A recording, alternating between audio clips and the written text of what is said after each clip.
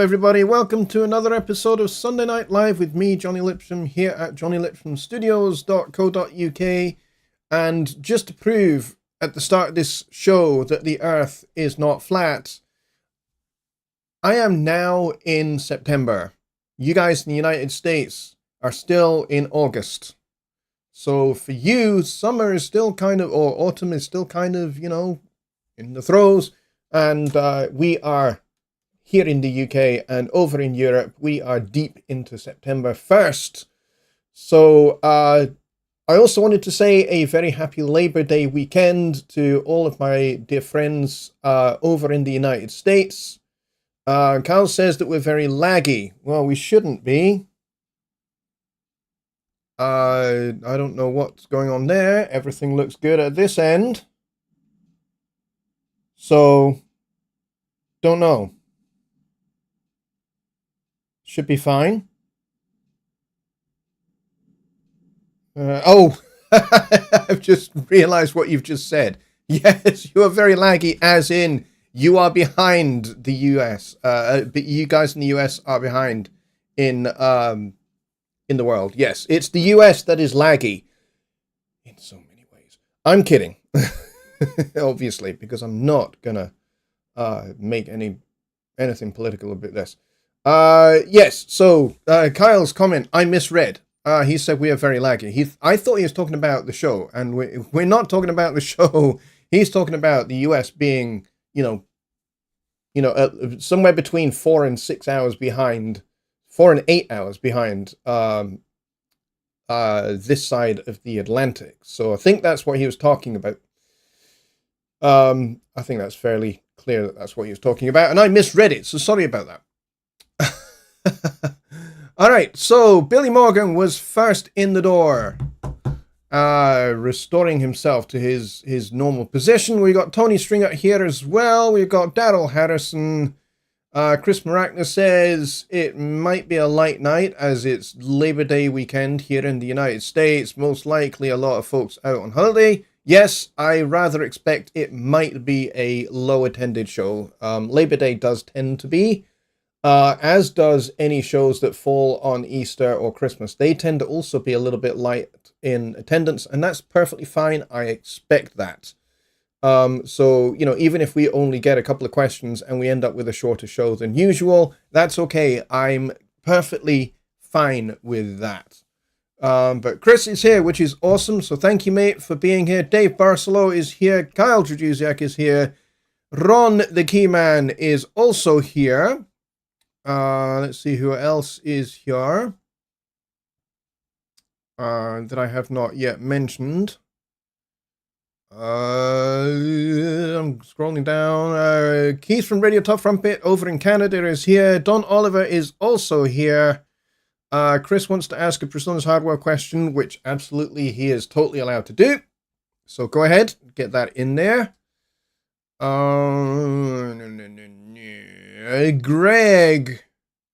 Greg Eastern is also here. Greg, I think you're new to my channel, so welcome.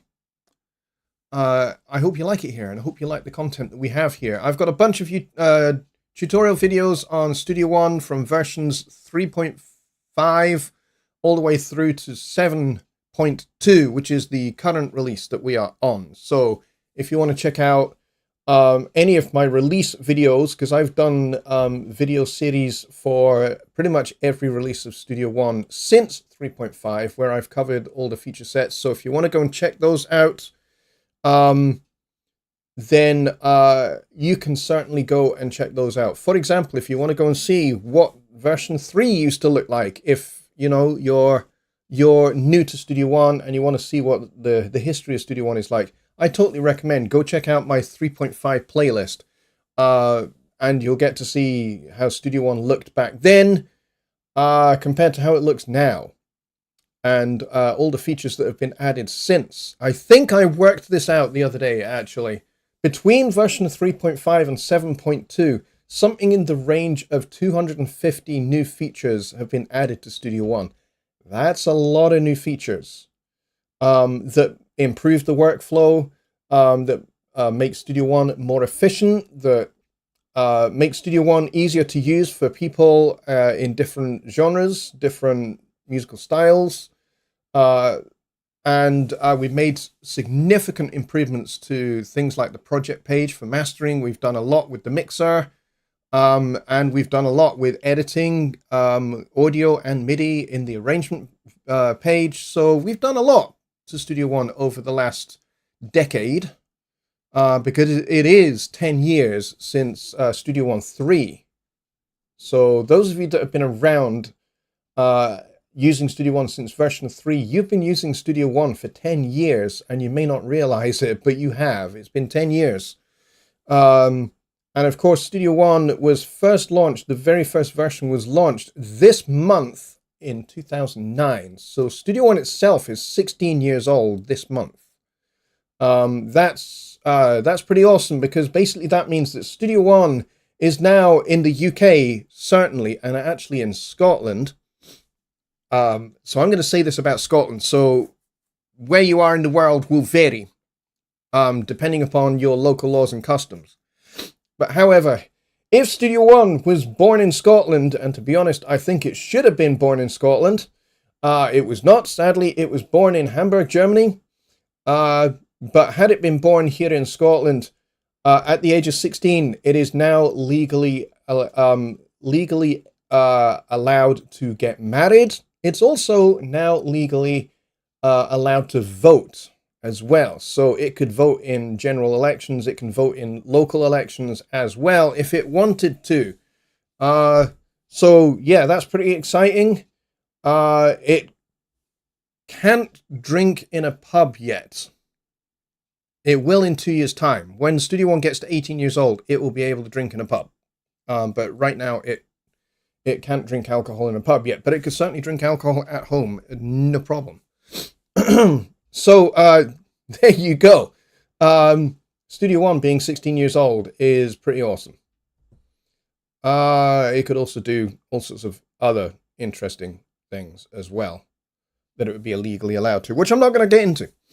All right, so I'm going to see. We do have a question. In fact, Chris has actually put in his hardware question about the Quantum HD8, which I will get to very shortly. So stick around, Chris. I will get to that. I promise.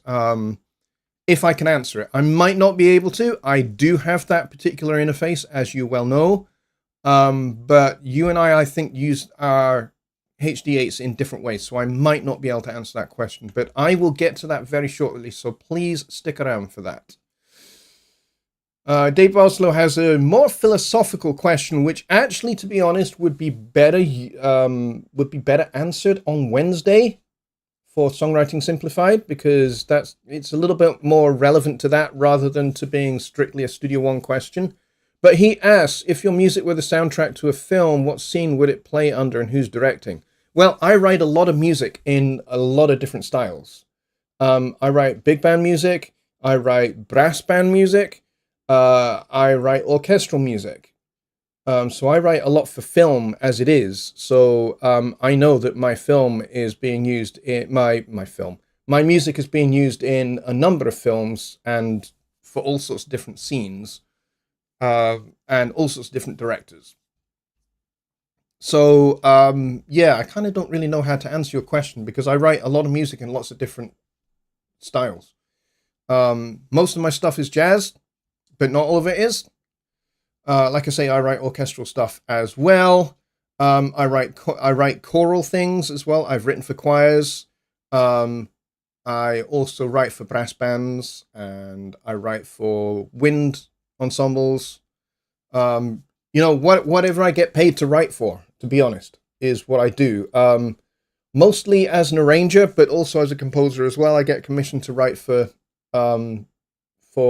regional orchestras here in Scotland, which is fun to do. And I use Notion Mobile to do all of that. I used Notion 6 mostly to do that, but now I actually use Notion Mobile to do pretty much everything, because Notion Mobile can pretty much do everything I need it to do and everything I want. Plus, I can send it to and from different devices. So I can be working on my PC, in Notion Mobile, and if I'm away in Hamburg, I can just send that score from the PC direct to my iPad, and off I go to Hamburg.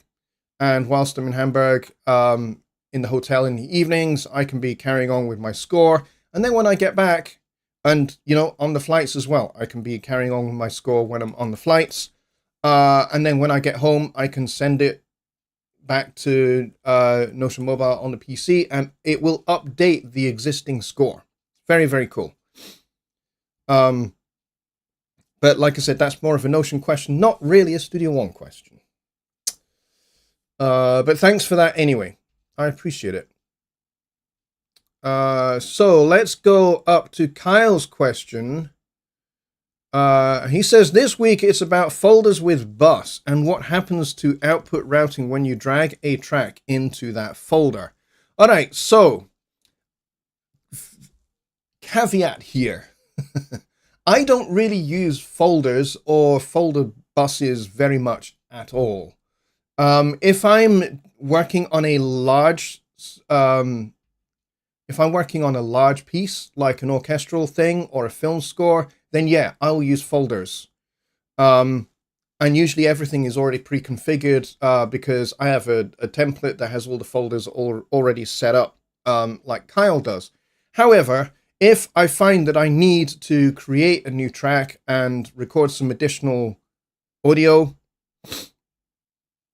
and I need to drag it into that folder because it belongs to a particular group of instruments, because mostly, particularly for orchestral stuff, my folders are all around particular groups of instruments. So brass, and then inside the brass folder, there's trumpets, trombones, French horns, tuba, and euphoniums, and all of that kind of thing. They go into the brass folder. But because there are, as many as 5 or 6 trumpets, there's a trumpet folder inside the brass folder. There's a trombone folder inside the brass folder. There's a French horns folder. So I've got like nested folders inside that brass folder. So if I find that I need to record an additional tuba part, for example, then I can record that, and then that track can be just dragged into the folder, and it will share that folder's routing. But let's do a little mock-up in a new song, just because I think it's easier to maybe show this than anything else. So let's go over here and stick my camera on, and let's create just a bunch of tracks. So press T here, and we'll round that up to 10. We'll make that 10 tracks like that, and we'll close the mixer. Don't need the mixer right now. So then we'll hold Shift, and we'll select the last track here, and we will pack the folder, and we'll add a bus. And then let's make an additional single track like that, which, where's that gone? Where's that additional track just gone? Oh, it's already found its way into that folder. That's interesting. But if I drag it out of the folder, it's no longer now part of this folder. So if I close this folder, there we go. So this folder is now closed. So let's open up the mixer so we can actually have a look at the routing. And this is not following. Why is that not following? That's because that option is not checked. There we go. Bingo! Now, we can see here that this is set to the main here, and this folder is set to the main. So what I want to do is I want to drag this into the folder, and now it is in the folder, and it now should say track 1, which is what the folder is actually called. But we can change the name of this to bus, like that. All right, so now the folder is now called bus. And here is our test 1 to 10 tracks. And then here's our extra track that we just created. And I dragged it into the folder with a bus. And now it follows the same routing as the folder, which basically is it now goes to the bus. There's the output there, bus. and bus is going to the main. So that is the routing for this particular additional track. It's now part of this this folder. It's part of this routing. So the output is bus, and then the bus is going to the main. So if I were to remove it again, so let's go and grab this and pull this down, just one. Now it's no longer in the folder. We go back to the mixer and we'll see that this actually now has the main output and not the bus output, because it's not part of it anymore. But if I move it this way, now it is part of the bus. Move it this way. Move it this way. Oh, it's not going to do it here. Hang on. Let's go back. Let's pull it out of the folder. It's now out of the folder, back to the mixer. Output is now directly to the main. It's not going to the bus. But if I drag it into the folder, it's now part of the folder, so it has the folder's routing. So Billy says, what happens if you drug it? It probably falls asleep, is probably what happens. Or it gets very, very sweary and loud and obnoxious and maybe starts calling people very rude names. Something like that, I would think, is maybe what happens.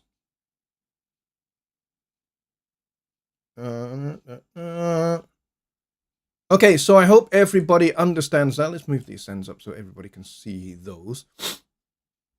Not that it serves any particular purpose. So, just to recap, essentially, if you have a track and you record some extra audio on it and you want that track to be part of a bus, when you drag it into the bus, if you drag it into the folder, it then takes on the routing for that folder. So if that folder has a bus, then it goes bus and then to the main. It takes on that routing. So this is one of the things I love about Studio One, is the routing is so clear, so obvious, and so very, very easy to follow. And it's made extra easy to follow by these little lights at the top of a bus, so you can see what is going to what. So you can see all my 10 test tracks there, and then this additional one that we created and dragged into the folder. And so all of those are now in this folder and in this bus, and any processing that goes on this folder here will be, basically every track will be processed through it. So if I was to throw a compressor on here and slam it to the max, then all of those 10 channels will be slammed to the max by that one compressor. So if you want all 10 of your tracks to be slammed, and rather than doing 10 compressors on 10 channels, then just put one compressor on your bus and slam it, and it will slam all 10 channels with one compressor, which means you are saving computer processing power because you're only processing one plugin rather than 10. So this is why busing is so important. Now I'll admit, back in my Cubase days, I didn't really use buses very much. It's not that I didn't understand them. I knew what they were. I knew how it worked. I knew the importance of them. I just didn't do it. I just had all of my channels in a row and I processed them how I needed to process them. I didn't really think about busing. Because, most of the reason is because in Cubase, kind of like Pro Tools, adding bus channels is a bit clunky. In Pro Tools, it's ridiculously clunky. But in Cubase, it's not quite so clunky, but it was still pretty clunky, and I didn't really want to be bothered with the 3 or 4 steps that you had to take.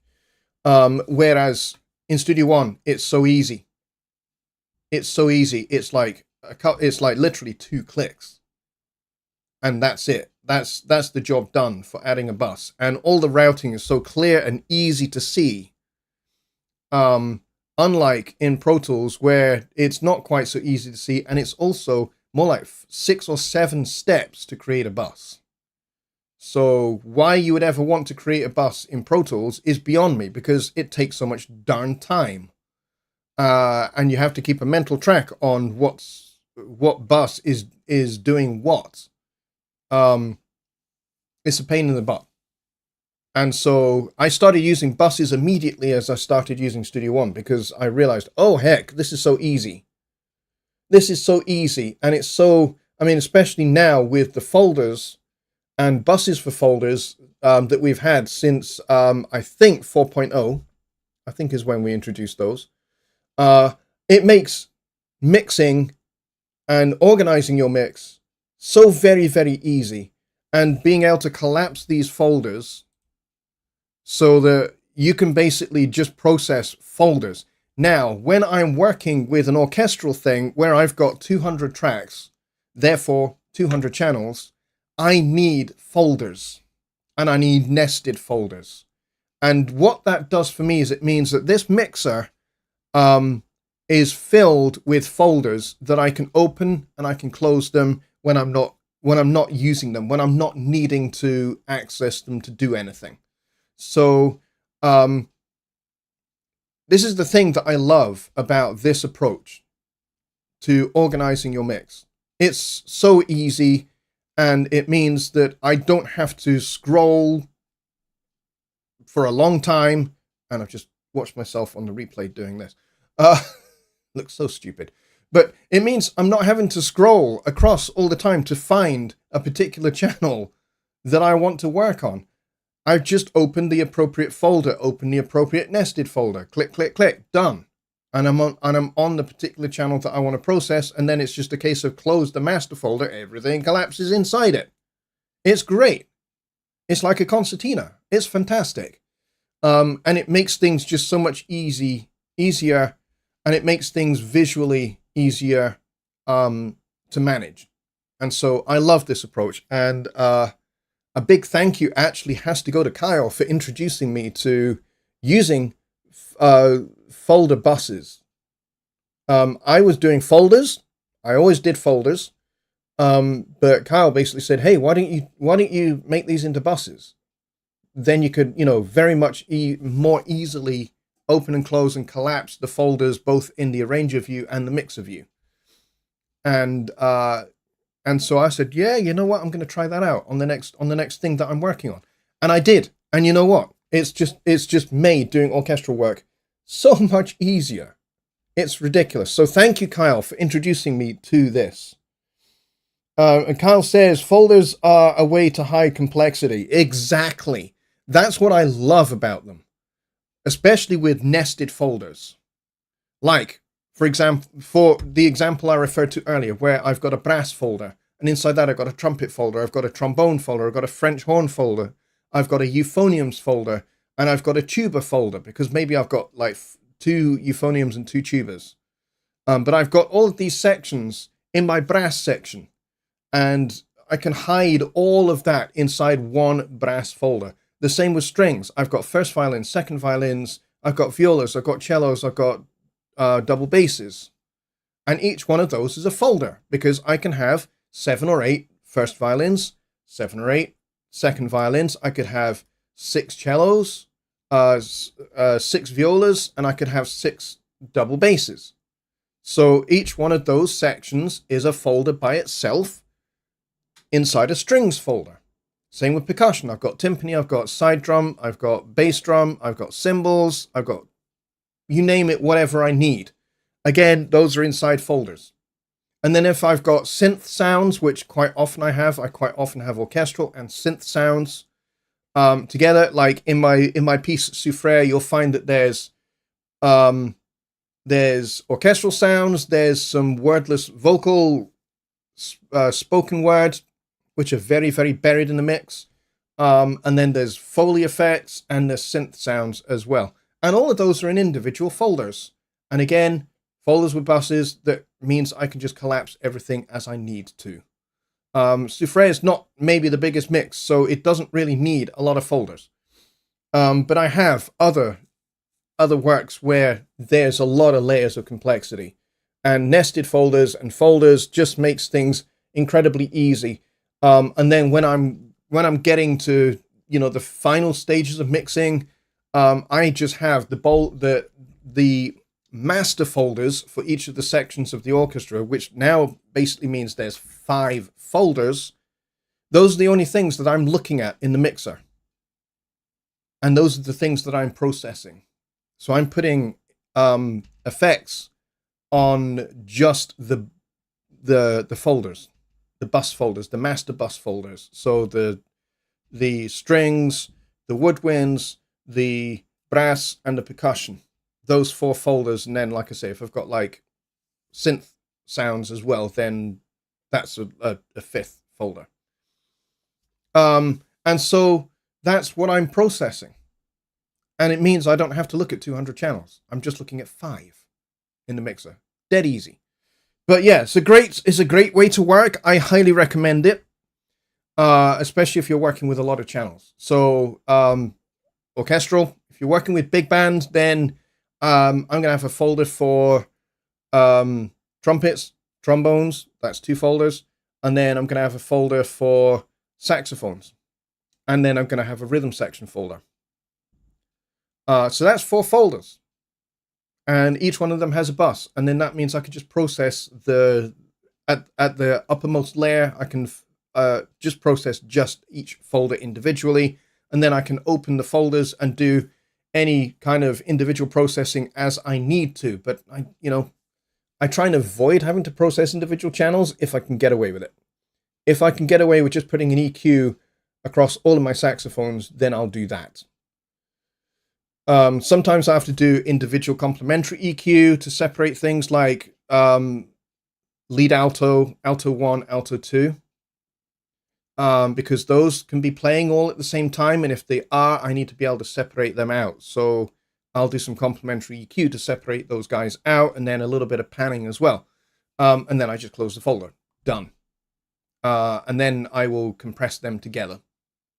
And I'll do some overall EQ across all of the saxophones. So yeah, it's a great way to work.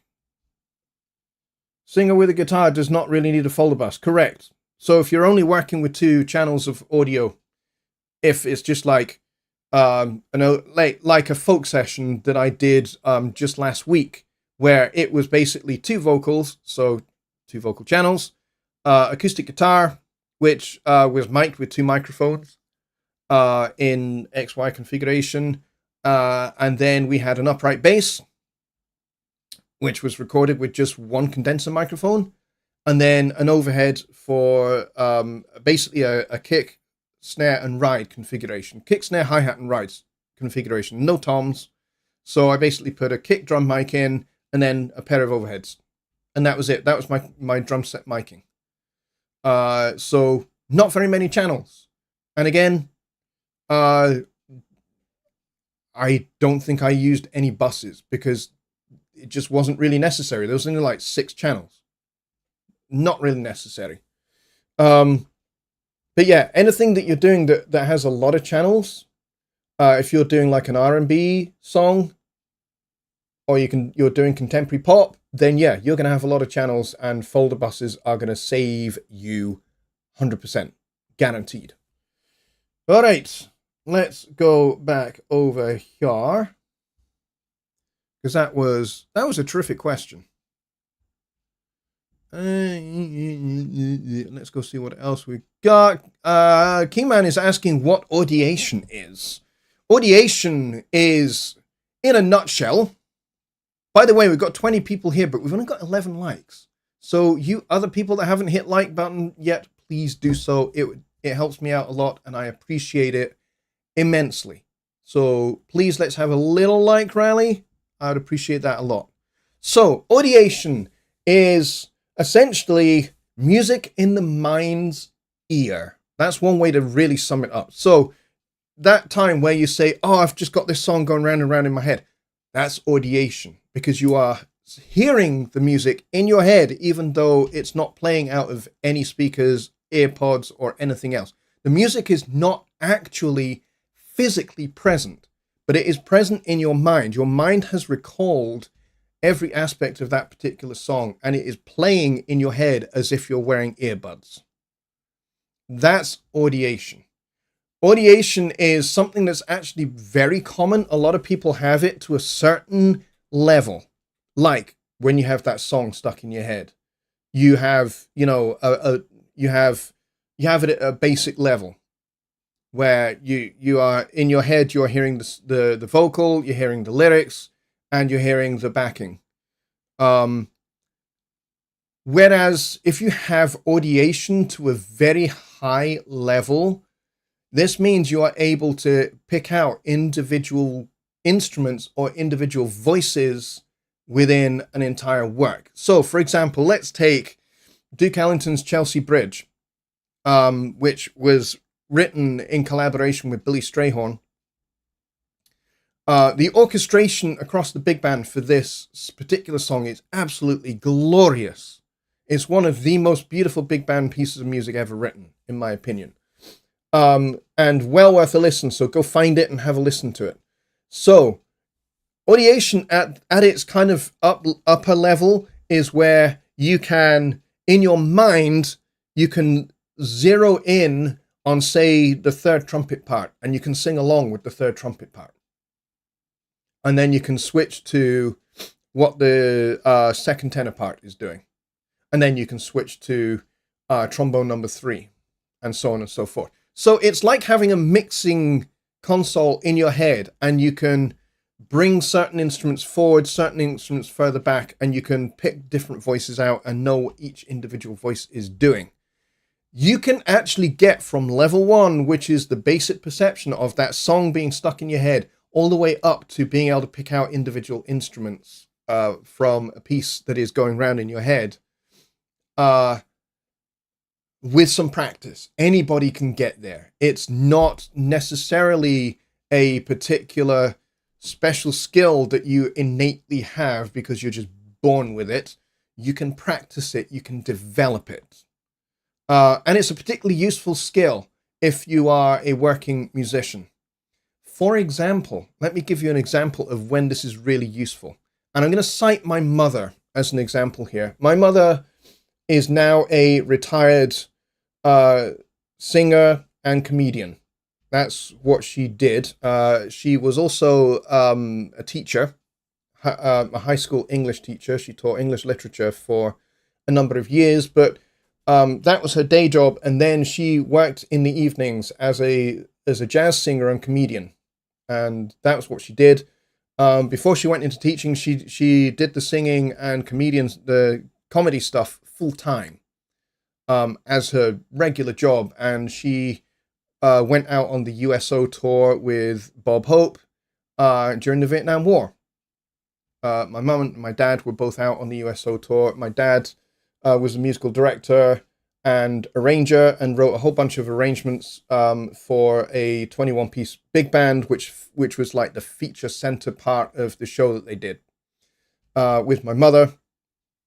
And my mother did some singing, some dancing, and some comedy to entertain mostly the US 101st Airborne Division during the Vietnam War. So that's the background. Foreground to this story is, whilst they were out there was a power cut. And so all of their monitoring systems went, and she couldn't hear anything. But she knew the band was still playing, and she could, from where she was standing, she could just about make out the piano, but she couldn't always hear it. And so, fortunately for my mother, she had the whole arrangement of this song in her head, so she knew exactly where she was in the arrangement. And she was able to basically use audiation to keep herself in place in the song, continue singing for the audience until the power came back maybe about 30, 40 seconds later. And everybody, suddenly the main front of house speakers and the monitor system all came back on, and she was in exactly the right spot. And she was perfectly in pitch. And the only reason she could do that is because she could hear it in her head. There's another trick that she used to do, and she made this part of her comedy routine. They would start a particular song. I can't remember what song it is, but they would start a particular song and then the band would stop and they would leave the stage. And she would do her comedy routine for 25 minutes. And then the band would come back on the stage and they'd pick up the song exactly at the point that they stopped. And for those entire 25 minutes, she had that particular chord that they had stopped on in her head. So when she started singing to cue the band to start again, she was perfectly in key, perfectly in tempo, because she had the whole thing in her head. That's audiation, and that is one really good example of using audiation in a musical way. Audiation's fantastic. It, I think maybe back in the day, a lot of people, maybe in the 1920s, 1930s, if you had this audiation thing, most people would probably think you were a bit insane, a bit crazy. However, there's fairly good evidence to suggest that the classical composer Mozart had this thing called audiation because he used it to compose with. So the compositional aspect of his work was done in his head. So he heard the music being formed in his head, and then he was able just basically to transcribe it out of his head onto paper. So he used audiation as a composing tool, if you like, which is also how I have learned how to use it. I discovered fairly early on as a child that I had this. At first, I didn't understand what it is. So I can remember when I was maybe I was about 3, maybe 4 years old. I went into my parents' bedroom and said, "Can you guys turn the music down?" And they said, "What music? We're sleeping." I said, "I can hear music." And they said, "What kind of music can you hear?" And so I explained what the music was. And my mother didn't really know what it was. And then she remembered what she used to do in Vietnam. And she said, "I know what that is." She said, "You're hearing the music in your head, but it's not really present." And so that's when I learned what this was. And then I learned how to control it. My mother taught me how to control it, how to make use of it. So it's a real thing. And it's not weird. It's perfectly normal. Everyone has this thing to one degree or another. All right, let's see what else questions we have. And that was really bad grammar. Secret Squirrel is here. Hello, my friend. Good to see you. He says, if trying to set up orchestral templates, 1, how do we know which libraries need panning or not? Number 2, strategies for adding depth between players when recorded in proper position. If you are doing orchestral work, pretty much everything needs to be panned in one way or another. If it's up the center is a panning position. Don't be fooled into believing that center is not a panning position. Center is a panning position. It's in the center, and anything else is kind of either left or right by a certain degree, but center is definitely a panning position. So there are conventions for how this is done, but not every orchestral recording you'll ever hear follows it. And in fact, there are variations on it. If you listen to the John Williams Star Wars scores, which, by the way, I highly recommend you do so. And you can get them, I think you can still get them. I think they're still available. You might have to go hunting for them a little bit, but I think you can still get them. Find them either on CD or on Spotify or some other streaming service where they might be, and listen to how the orchestra, the London Symphony Orchestra, is panned. And John Williams follows a particular tradition, which comes from basically the 1940s and 1950s. And so there weren't really a whole lot of panning positions in the 1940s and 50s. So you'll find that there's a little bit of LCR panning going on for the most part, but you'll find that there's also kind of a little bit of in-betweeny panning, which is what I like to call it. It's not really a technical term, but yeah, pretty much every part of the orchestra needs panning. And so you need to decide where they should go. And it's not just about panning left and right that you need to get, it's depth as well. So you need to get the percussion to sit further back from things like the violins. You want the violins to be nice and up front, and you want percussion to be set further back. You can do that with volume and leveling, but you can also do it with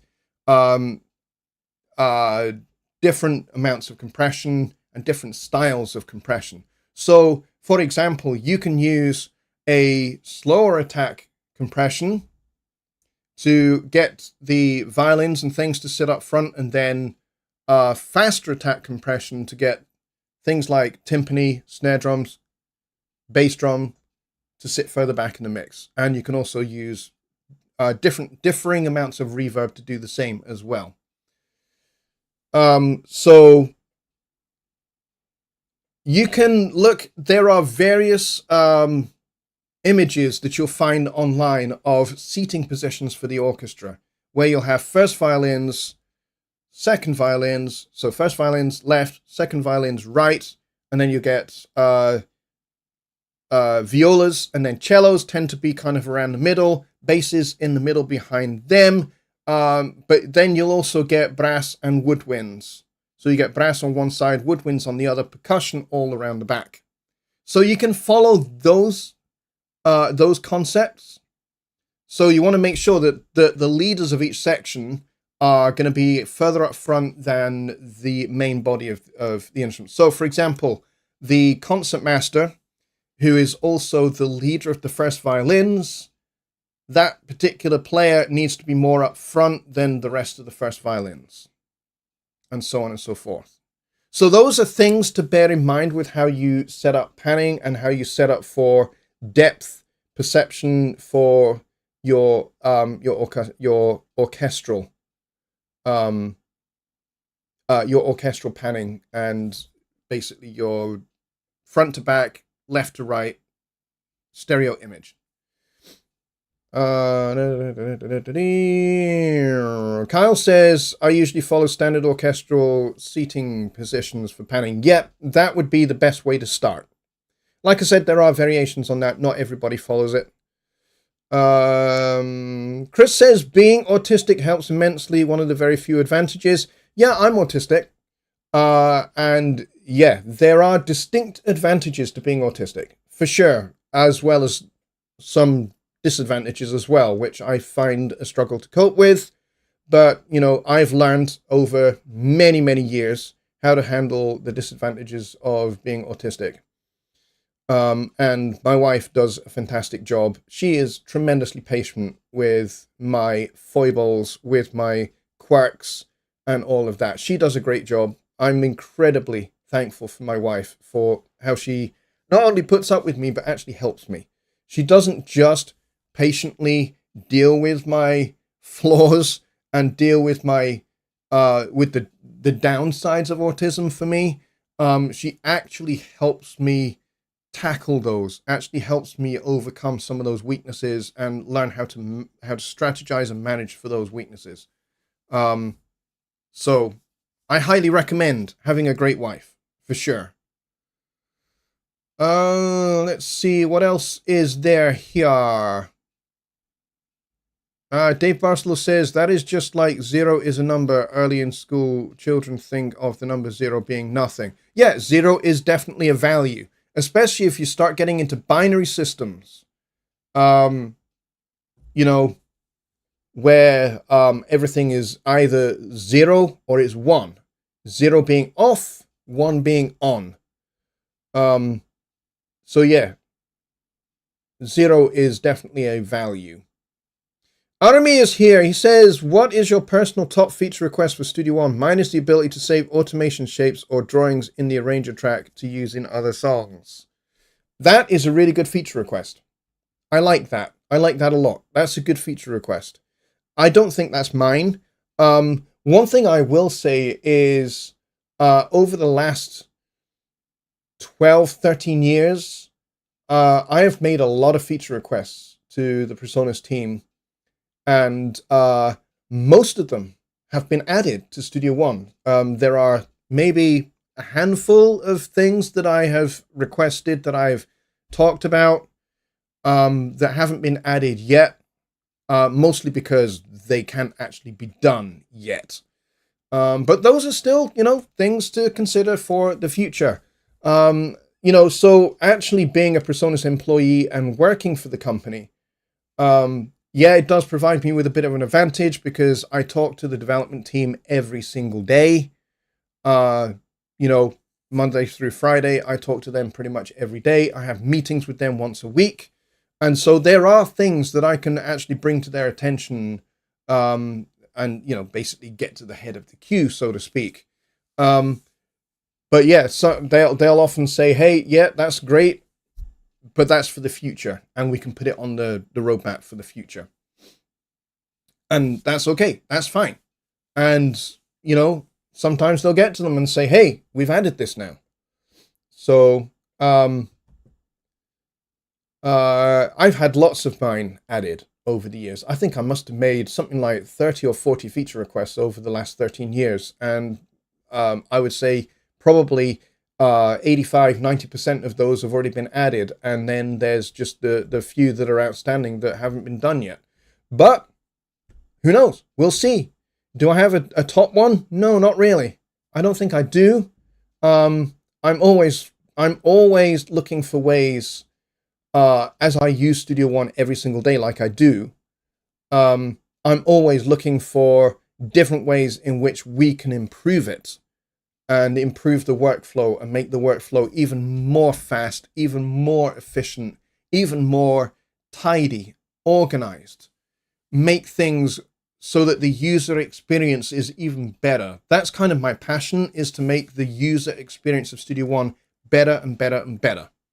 And so that's one of the ways in which I work with the development team, like talking about, hey, wouldn't it be great if this took fewer steps? It's great that we can do this, but wouldn't it be great if we could actually just make it easier to use, easier to get into, more accessible? So, rather than this particular feature in Studio One being a bit buried, hey, wouldn't it be great if we just actually got this onto a main menu instead of being buried in a sub menu? And those are the kind of things that I'm passionate about, is those kind of changes. Not necessarily, hey, wouldn't it be great if we could record, Swiss Alpenhorns in quadraphonic sound? That's not really my passion. My passion really is, hey, wouldn't it be great if actually doing this particular thing didn't take as many steps? Or this particular thing is buried in menus. Why can't we not have it buried in menus, but have it on the right-click event or right-click track menu? Stuff like that. So those are the kind of improvements that I'm really passionate about. Tony says, can you explain the two types of panning in Studio One? What are the differences? Okay, so there are, thankfully now, there are different ways in which you can pan in Studio One, which I'm very, very glad for. So let's go back over to our screen here and let's open our folder so we can look at these. Now, to be fair, I have these all in standard. But if I double click this, actually I can't change this because these are mono tracks. So I can't do anything with those. But if I had a stereo track, which we can of course add a stereo track. So let's do T, and then we will make this a stereo track and we'll go add. And we don't want that there. We want that outside the folder. And we'll go back over here and we'll double click our little panner here, and you'll see that there's different pan modes. There's balance, there's dual, and binaural. Now, the balance panner basically means for a stereo thing like this is, if I pan this over here all the way to the left, then basically anything that's on the right gets turned down to nothing. not really truly panning in a stereo channel. So you have this dual panner. Now this is great because what this means is I can go, I want this to be mostly right but a little bit left. This to me is really, really handy, especially if I am dealing with these folders that are stereo folders, and I want all of my brass to be mostly on the right but a little bit on the left, and I want my percussion to be mostly on the left but a little bit on the right as well. The dual balance, I can't speak. The dual panner is great for this because I can decide that I want it to be a little bit like that, or I want this maybe to be a little less stereo perhaps, or I just want to change the balance a little bit like this. I can do this. Or I can go binaural, and this is great if you are in the surround or Dolby Atmos kind of thing. You can pan this over here, and you can change this thing here to either 200% or 0%. And so this can be useful if you are in Dolby Atmos mode, or you're mixing in surround, so 5:1, 7:1, 9:1, or whatever your panning, your surround panning setup is. That's what binaural is for. Binaural panning is for surround sound or Dolby Atmos. So for the most part, most of you are going to be dual panning, where you're going to be able to adjust your stereo channel like this, or you can have the standard balance panner, which basically turns, if I put it all to the left, basically it turns down everything that's on the right to 0 and everything on the left is at full volume, and so on and so forth. And then the same if you do it this way. This is how it always used to be for stereo channels, up until we had Dolby Atmos and surround added to Studio One, which was in version 6 with 6.5. So this was kind of like the only way to pan anything in Studio One. Now we've got options. Now it makes it a lot easier if you want to do some dual panning to basically narrow something a little bit, narrow that way a little bit. Let's say we want this more mono, but we still want it to be stereo a little bit. So you can do that with this, with the dual pan.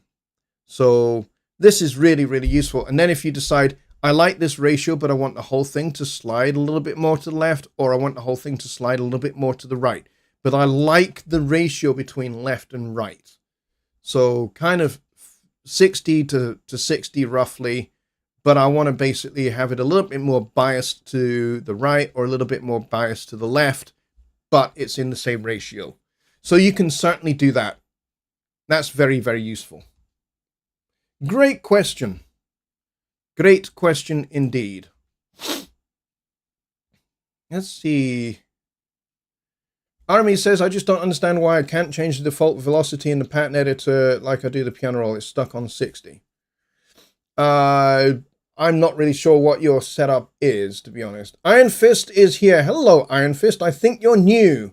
And he says, just came across your live a year ago, crashed my PC and purchased a refurbished one, and I discovered the previous owner had FL Studio and Studio One. What do you do when you have a sample but don't know what to do with it? I am not really sure what you're talking about here. What do you get when you get brain fog when having great samples and just don't know what direction to take?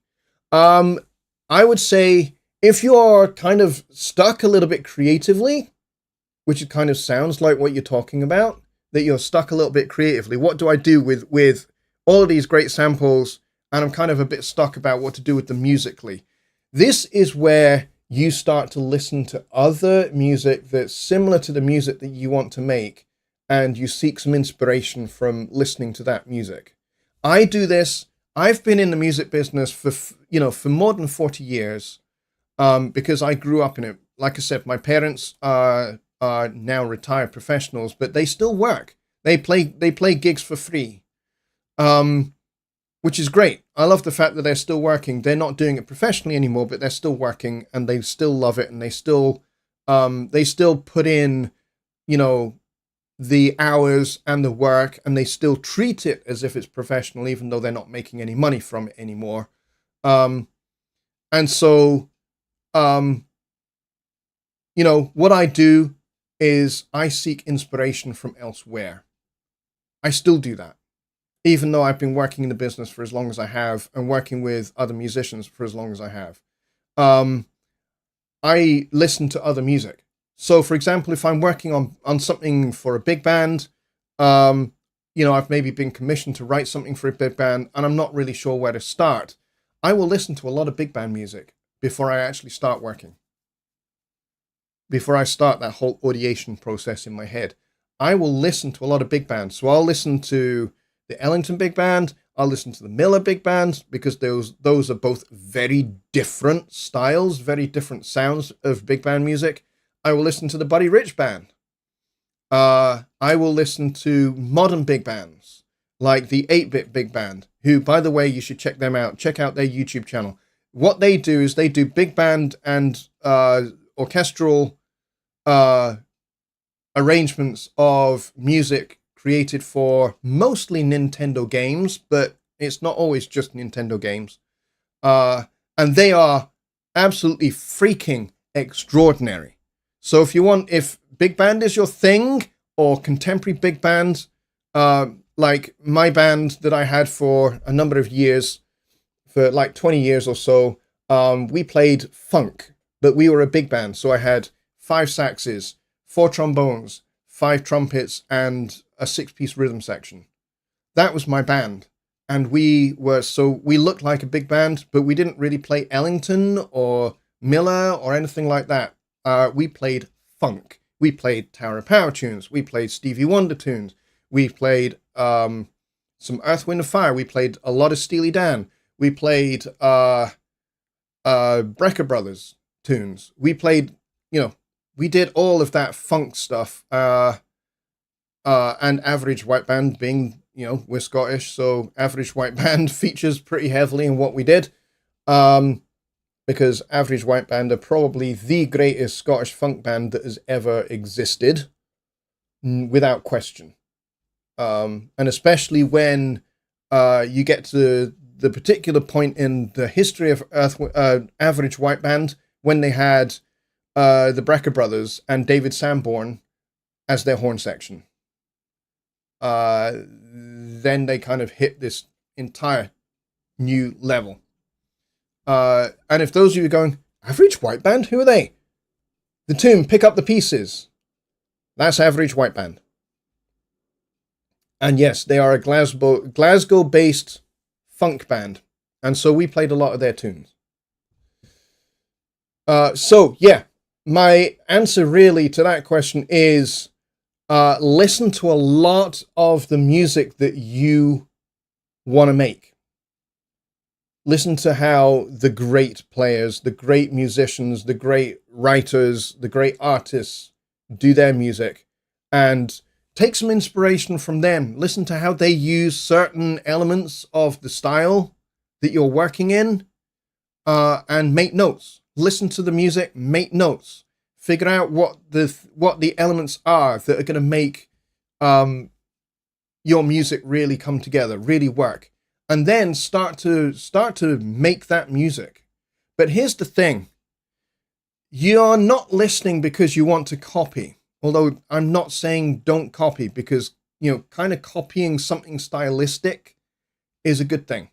I mean, that's how music evolves, is we listen to, you know, for example, how did John Coltrane get to where he did?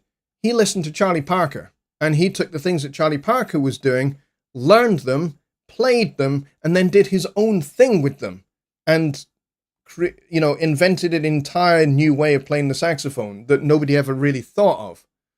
And in much the same way, Charlie Parker listened to Lester Young, and Charlie Parker did things with the saxophone that nobody ever thought really possible, and so on and so forth. And then, you know, from Coltrane, you get Michael Brecker and Chris Potter and Bob Mintzer and and then from them you get Chad LB and great players like that who basically take the music forward. And so that's what you want to do. You want to listen to great musicians and great exponents of your particular genre, and then go from there. Start to learn the things that they do and start to put them into practice yourself. And then once you've learned the language and you've totally, kind of imbibed the language is now a part of you, then you can start to express yourself using that language. Iron Fist says, I'm a big fan of a rap group called Jedi Mind Tricks, and the producer uses a lot of old school Greek samples. So I've been going down the wormhole trying to collect, but I appreciate the answer. Yeah, curation is a great way to do it. If this guy's using Greek traditional music samples, that's really, really interesting. Fusing rap music with Greek traditional music. That's very, very unique. And you can kind of either do the same if you like that Greek kind of influence, or if you'd rather maybe go down, I don't know, a traditional Italian folk music style, for example. Find some of those samples and see if you can make them work together as well. All right, so there we are. I hope all of this is helpful to you. I forgot to acknowledge Rich Cresswell, who is in the building. You will very shortly be hearing from me and Rich. We'll be doing a show together where we will be talking all about the Halloween competition, Halloween songwriting challenge, which will be coming up very, very soon. So if you are into songwriting, composing, or arranging, or mixing, all of those elements are going to be available to you in our Halloween Songwriting Challenge. You can do it with vocals or it can be instrumental. But more details to come on that. So make sure you have subscribed to this channel. Make sure you have hit that notification bell and you have selected all notifications so you don't miss that announcement show that Rich and I will be doing very soon. And also that you don't miss all of the other stuff that I have queued up, ready to upload to my channel. I've got loads of stuff coming. So stick around. The next live stream will be on Wednesday for Songwriting Simplified. So if you've got songwriting, composing, arranging questions, and there were some in the chat tonight, which we didn't really have a lot going on, so it made sense for me to kind of talk about some of those. But those questions are more really for, I'm trying to keep Songwriting Simplified, so songwriting questions, arranging questions, that kind of thing for that show, and then Studio One recording, mixing, mastering questions for that show. I want to keep the two separate, so please try and bear that in mind when you've got a question. And you can email me your question if you like, rather than just posting it in the chat and then it getting lost or buried. Email me. You can go to the web address at the bottom of the screen there, jonnylipshamstudios.co.uk. Hit the contact us form, fill that out, ask your question, and then I can get that question into an appropriate show. Rich says, indeed we will. Let others know as everyone stands to gain. Yes, everyone does stand to gain. There will be a grand prize, and I will be buying an album from everyone that enters. So if your friends do music, then this is a neat way to flex those chops and get sales. So if you are posting your music to Bandcamp or Reverb Nation or some other sales platform where you can sell your music, Rich will be buying your tunes. So enter the challenge, get a sale from Rich. Rich will be, that's insane that he's doing that. That's very, very cool that he's doing that.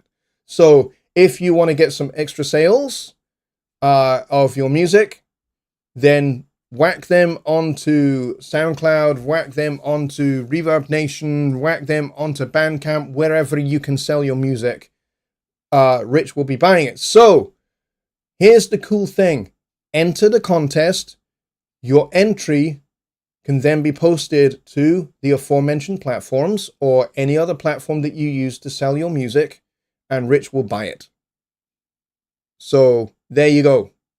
And I may well be buying some as well. So just putting that out there. All right, so there we go. And as Billy says, great show. Good night, everyone. Stay safe. And he says, God bless you and your family. Awesome. I think that's a good way to finish the show there. Thank you very much, everybody, for coming. I appreciate you guys a lot. You guys are the best people on the internet. And I will see you on Wednesday for Songwriting Simplified at exactly the same time, 6 p.m. Central Time, midnight UK, 1 a.m. Central Europe. And if you keep going further east until you get to Australia, it's going to be breakfast time for you guys in Australia and New Zealand. So until then, folks, have a great night, have a great morning, have a great afternoon, whatever time it is for you. Good night, everybody.